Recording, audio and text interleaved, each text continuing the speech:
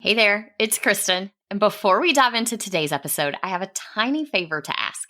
I'm planning some exciting stuff this year for the podcast and my courses, and I would really love your input. I put together a super quick survey. It's mostly multiple choice and shouldn't take you more than a few minutes. Your feedback will directly shape the content I create this year, so I can make sure it's exactly what you need to thrive in your business without the hustle. Because I know your time is precious, everyone who completes the survey gets entered into a giveaway where 2 lucky winners will get a $50 gift card to Amazon or Target, your choice. It's just a little thank you for helping me make this year on the show the best yet. Head over to kristendoyle.co/survey, or you can find the link in the show notes. The giveaway ends on April 14th, so don't wait too long. Hey, TPT sellers, ready to see growth in your business? You're in the right place. Welcome to the Savvy Teacher Seller. I'm Kristen Doyle, and I'm here to give you no-fluff tools and strategies that will really make an impact on your sales. Let's get started, y'all. Hey, y'all, and welcome to this episode of the Savvy Teacher Seller. I'm your host, Kristen Doyle, and I am so excited for today's episode because I'm doing something a little different from the usual. Today, I am borrowing an idea from the iconic Oprah herself, and just before the holidays, I will be sharing some of my favorite things that I use in my teacher seller business. From physical products that are on my desk right now to apps and tools that keep me productive and save me time, to people that you should be listening to as you grow your business. There is something for everyone in today's episode, but that's not all. I am also sharing some of your favorites and a surprise giveaway at the end that you do not want to miss. So grab your coffee or your cocoa and let's talk about some of my favorite things. Now, don't worry, I will link to everything I mentioned in the show notes, so you do not have to try to take notes or memorize all of them, and you'll be able to find them easily later on. All right, let's start with some physical goods. And I am not even kidding when I tell you every single one of these is on my desk right now. In fact, I am using some of them right now as we record. The first one is a desktop whiteboard. The one I have is from a company called Quartet. I got it on Amazon, and I will drop the link in the show notes for you. This is a really pretty, actually, whiteboard about the shape and size of a large keyboard that sits right in front of my monitor, between my monitor and my keyboard. And it is such an amazing spot for me to be able to jot down quick notes, especially about things that I don't need permanent notes for. I've got a couple of fun colored markers laying on it, and it's just such a great spot to jot down quick notes. Added bonus, my little guys love to write on whiteboards. So a lot of times when I come in here, I find little notes from them. Right now, I have a picture, a little sketch of a roller coaster that my oldest drew, and an I love you, Mom, from my youngest. And it is just so nice to have those little notes on my desk too. So that's a fun little added bonus for that one. Another thing I honestly could not work without is my vertical mouse. Now, if you've never heard of a vertical mouse, essentially what this does is it takes your mouse that typically causes you to roll your wrist over flat, and it tilts your wrist up vertically, which is a much more ergonomic position. And it is so much easier for me to work for long stretches without my wrist getting tired. I had gotten into this situation where my wrist was constantly aching, and it was only the mouse hand, so I knew it wasn't from typing. It was from using my mouse so much. And switching to a vertical mouse, I will tell you, took me a little bit to get used to because it's a little bit of a different motion with your hand up instead of rolled over flat. But after a week or two, I got really comfortable with it. And honestly, I cannot stand to use a flat mouse now.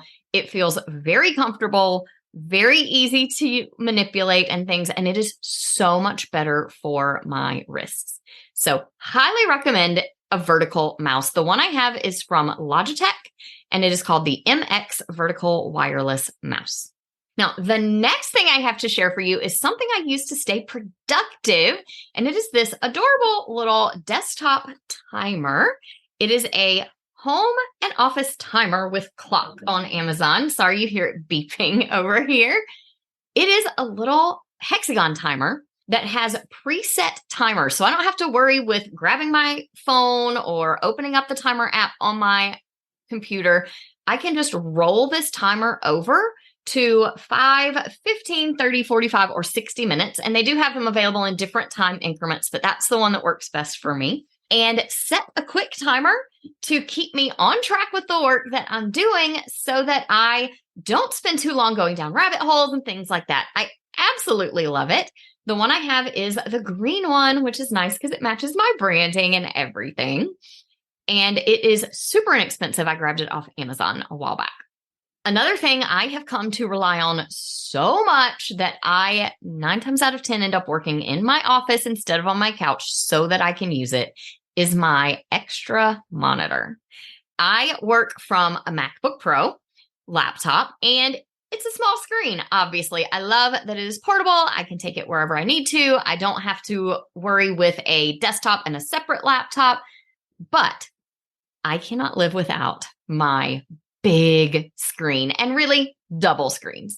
So I have a 27-inch Dell monitor. And if you are a Mac user, you probably have experienced trying to connect to a different screen and realizing that it looks really blurry compared to your MacBook.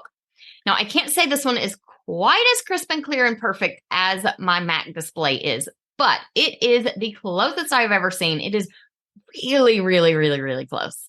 So I definitely recommend this particular monitor. Like I said, it's a 27-inch Dell Ultra 4K HD, and I will link to this specific one because I have bought and returned lots of other monitors that did not look so good. Now, because I'm using this external monitor, and I do have an extra keyboard that I use as well, and my vertical mouse, I like to sit my laptop kind of out of the way and up on a laptop stand that keeps me from looking down at it all day long.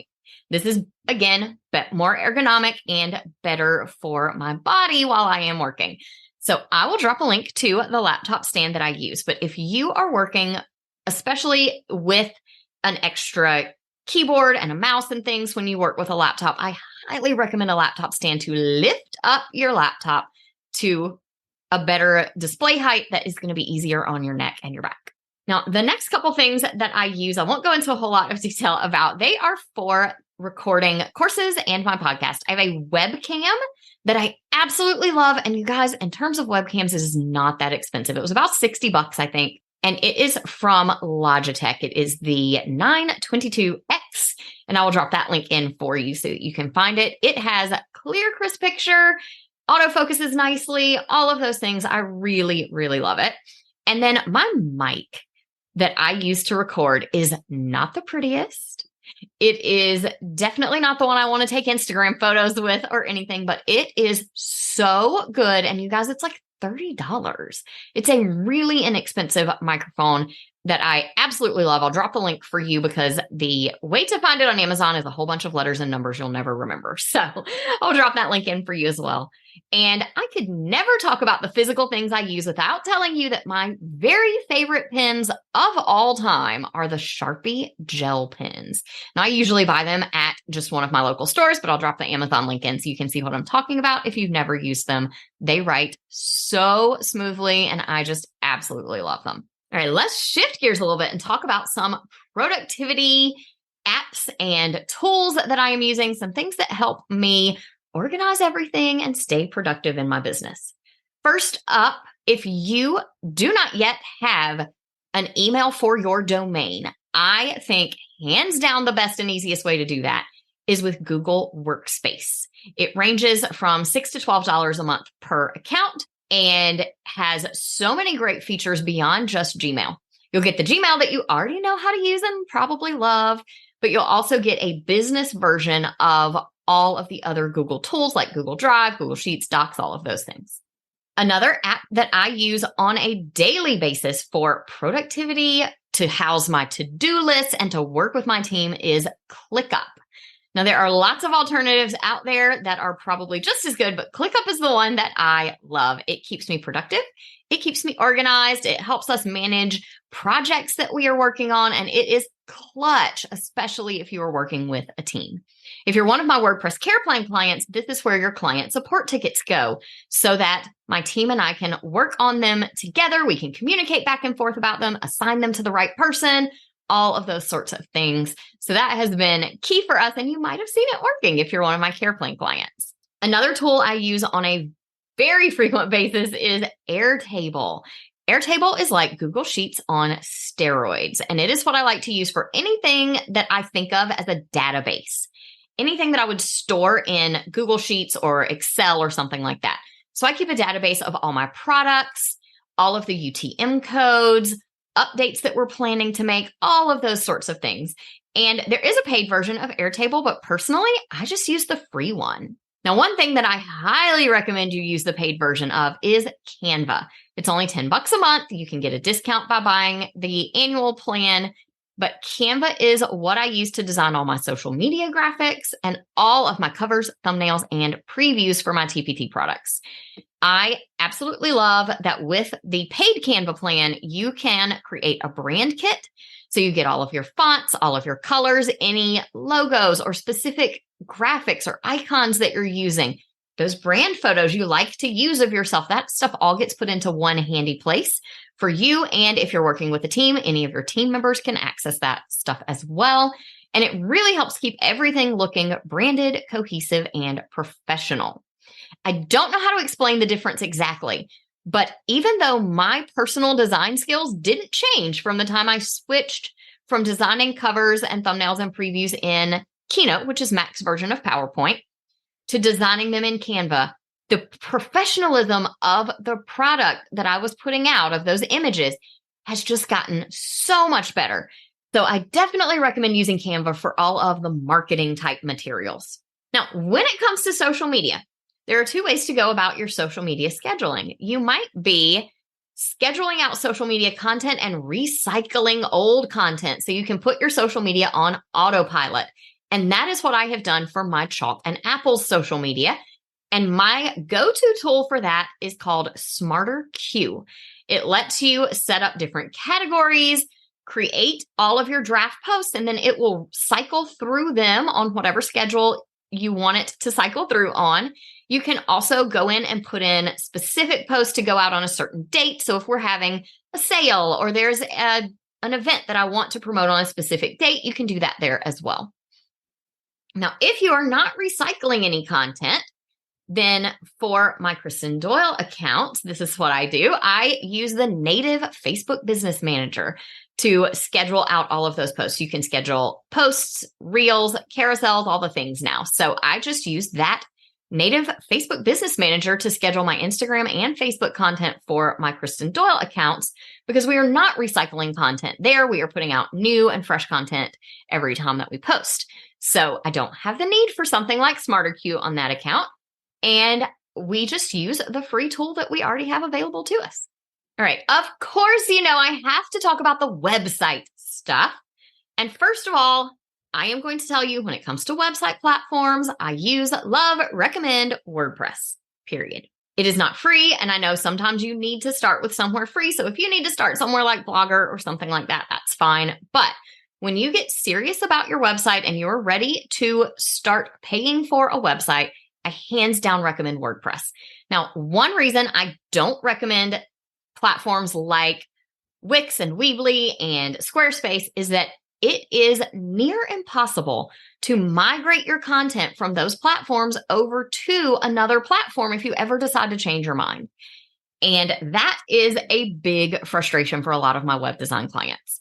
Everything has to be copy pasted over manually, and you are going to lose some SEO rank when it comes to that. So if you're thinking that you might ever want to be on WordPress, then I highly recommend you just start there as soon as you're ready to be paying for a professional website. When you are on WordPress, you are going to need hosting. Now, WordPress.com is out there and available, but I don't recommend hosting with them because they are not the best quality host. When it comes to hosting, I hands down use, love, and recommend a company called Big Scoots. And I'll drop the link in for you so that you can find them. They have some of the most incredible customer service. And honestly, that is the biggest reason that I recommend them.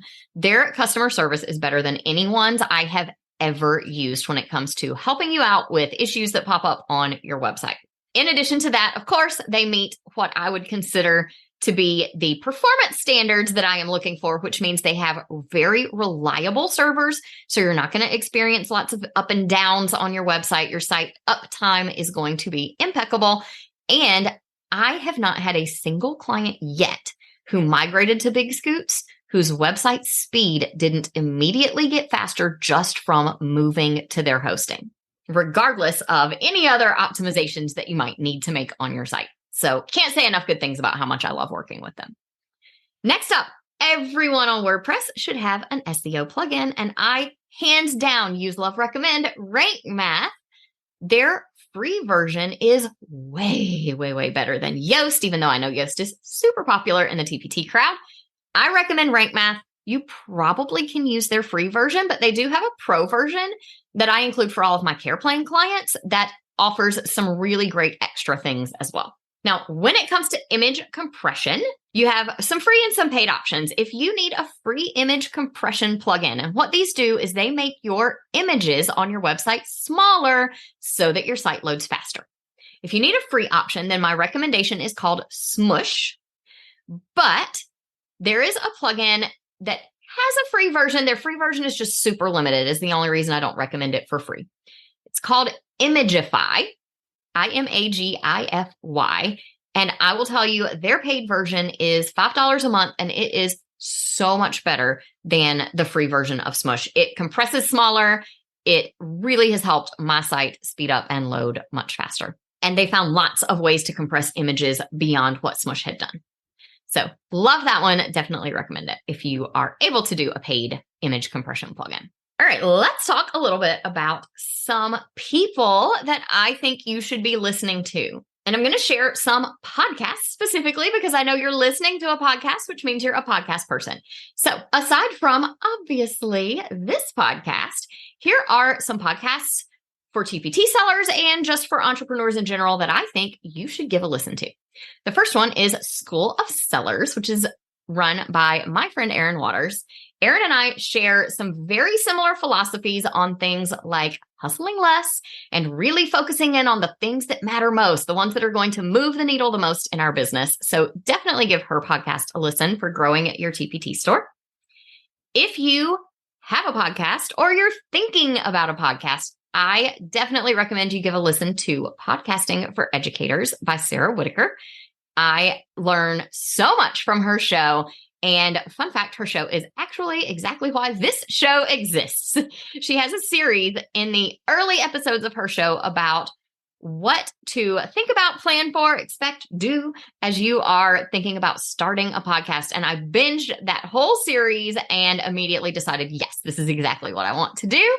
And that is where this podcast came from. We shared a little more of that story earlier this summer around the 1-year anniversary of the podcast. So if you missed that episode, definitely go back and give a listen to it.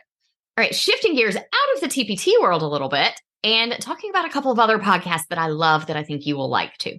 The first one is called Chill and Prosper by Denise Duffield Thomas. And as it sounds from the title, she is all about relaxing and doing less hustle, just like I am. She also talks a whole lot about money mindset and how you can set your business up in a way that will be profitable, but that you will also still love. So definitely recommend giving her a listen. She also has a book by the same name that I absolutely love, by the way. Added bonus, she is Australian and I could just listen to her talk all day long. All right, next up, we have the Do the Brave Thing podcast with Kate Doster.